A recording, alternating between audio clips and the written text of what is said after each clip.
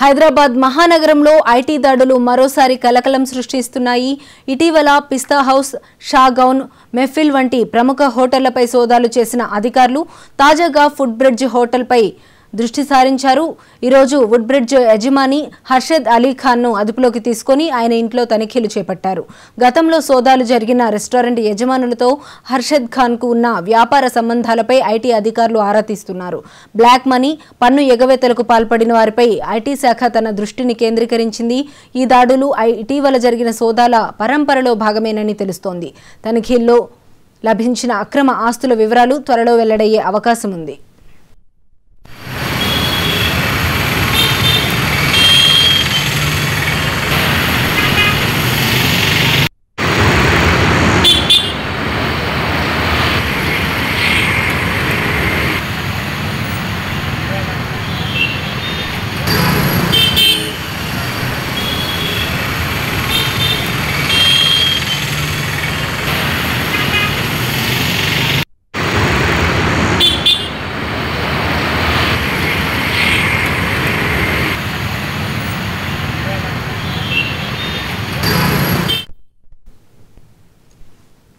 హైదరాబాద్ మహానగరంలో ఐటీ దాడులు మరోసారి కలకలం సృష్టిస్తున్నాయి.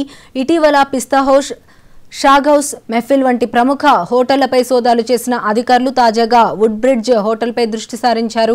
ఈరోజు వుడ్ బ్రిడ్జ్ యజమాని హర్షద్ అలీ ఖాన్ను అదుపులోకి తీసుకుని ఆయన ఇంట్లో తనిఖీలు చేపట్టారు. గతంలో సోదాలు జరిగిన రెస్టారెంట్ యజమానులతో హర్షద్ ఖాన్కు ఉన్న వ్యాపార సంబంధాలపై ఐటీ అధికారులు ఆరా తీస్తున్నారు. బ్లాక్ మనీ, పన్ను ఎగవేతలకు పాల్పడిన వారిపై ఐటీ శాఖ తన దృష్టిని కేంద్రీకరించింది. ఈ దాడులు ఇటీవల జరిగిన సోదాల పరంపరలో భాగమేనని తెలుస్తోంది. తనిఖీల్లో లభించిన అక్రమ ఆస్తుల వివరాలు త్వరలో వెల్లడయ్యే అవకాశం ఉంది.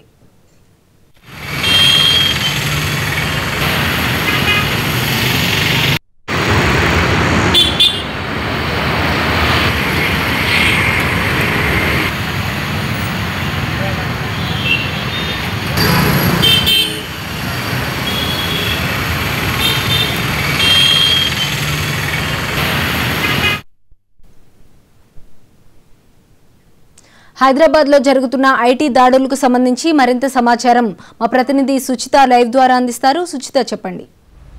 ఎస్ యశ్విని, అయితే హైదరాబాద్లోని ఐటీ అధికారులు డేగా కళ్ళు వేసుకొని అయితే ఐటీ రిటర్న్స్ కట్టకుండా ఎగవేతకు పాల్పడుతున్న వారి కోసం అయితే వెతుకుతానని చెప్పుకోవచ్చు. దానిలో భాగంగానైతే రీసెంట్గా పిస్తా హౌస్, షాగౌస్ అలాగే మెఫిల్కి సంబంధించిన అన్ని బ్రాంచెస్ మీద కూడా అయితే ఐటీ అధికారులు అలాగే వాళ్ళకి సంబంధించిన ఇల్లు కార్యాలయాల ఓనర్కి సంబంధించిన ఇల్లు కార్యాలయాల మీద కూడా అయితే ఐటీ అధికారులు సోదాలు నిర్వహించారు. ఈ సోదాల్లో భాగంగానైతే భారీ స్థాయిలో నగదుతో పాటు భారీ ప్రాపర్టీ కూడా అయితే వాళ్ళు స్వాధీనం చేసినట్టుగా తెలుస్తుంది. ప్రాపర్టీకి సంబంధించిన డాక్యుమెంట్స్ అన్ని కూడా అయితే వాళ్ళు పట్టుకెళ్లారు. ఆల్రెడీ దీనికి సంబంధించి ఈ హోటల్కి అలాగే వుడ్ బ్రిడ్జ్ హోటల్ ఏదైతే ఉందో వుడ్ బ్రిడ్జ్ గ్రాండ్ అని చెప్పి లక్ డికపుల్ ఉన్న హోటల్ అయితే వీటికి సంబంధించి వీటికి సత్సంబంధాలు ఉన్నాయి, వాళ్ళకి వీళ్ళకి వ్యాపార సంబంధాలు ఉన్నాయన్న కోణంలో అయితే ప్రస్తుతం నిన్న ఈరోజు కూడా వుడ్ బ్రిడ్జ్ హోటల్కి సంబంధించి వాళ్ళ మీద కూడా ఐటీ అధికారులు సోదాలు నిర్వహిస్తూ వస్తున్నారు. దానిలో భాగంగా వీళ్ళకి సంబంధించి భారీ స్థాయిలో నగదు కూడా ఐటీ అధికారులు స్వాధీనం చేసినట్టుగా తెలుస్తుంది. ముందుగా అయితే ఏదైతే నవంబర్ 18 అప్పటి నుంచి కూడా అయితే పిస్తా హౌస్, షాగౌస్ అలాగే మెఫిల్ మూడు హోటల్స్ మీద కూడా దాదాపుగా 4-5 రోజుల పాటు హోటల్స్ మూసేపిచ్చి కూడా అయితే ఐటీ అధికారులు సోదాలు నిర్వహించారు. దానిలో భాగంగా అంటే మేజర్గా వీళ్ళు పన్ను ఎగవేతకు పాల్పడుతున్నారని అలాగే ఐటీ రిటర్న్స్ కట్టడం అలాగే ఇంకొకటి అక్రమాస్తులు కూడా సంపాదిస్తున్నట్టు అక్రమాస్తులు కూడా ఉన్నాయంటూ కూడా వాళ్ళ మీద ఆరోపణల ఆధారంగా వాళ్ళ మీద ఐటీ రైడ్స్ నిర్వహించారు. దానిలో భాగంగా దాదాపు 5 రోజుల పాటు షాగౌస్ హోటల్ మూసేసి కానీ వాళ్ళకి సంబంధించిన ఇల్లు అలాగే కార్యాలయాల మీద కూడా అయితే అలాగే హోటల్స్ మీద కూడా దాడులు నిర్వహించారు. మేజర్గా వాళ్ళకి జరిగిన బిజినెస్ ఆధారంగా ఇంత బిజినెస్ అంతా సంబంధించిన ట్యాక్స్ కట్టాల్సి ఉంటుంది. ఆ ట్యాక్స్ కట్టకుండా పన్ను ఎగవేతకు పాల్పడుతూ వస్తున్నారు 3 హోటళ్ళకి సంబంధించిన వ్యక్తులు కూడా.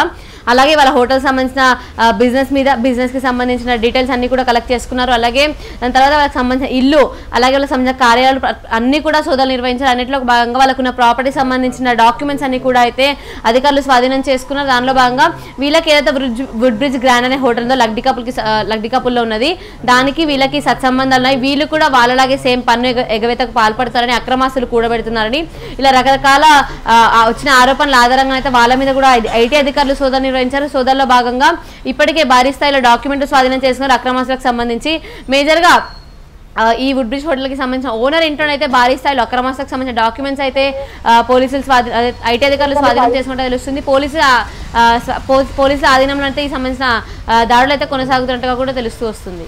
అయితే సుచిత, ఇప్పుడు ఎంతవరకు ఆస్తులను, అక్రమాస్తులను పోలీసులు గుర్తించారు, ఆ తర్వాత వాటిని ఎప్పుడు వెల్లడించే అవకాశం ఉంది?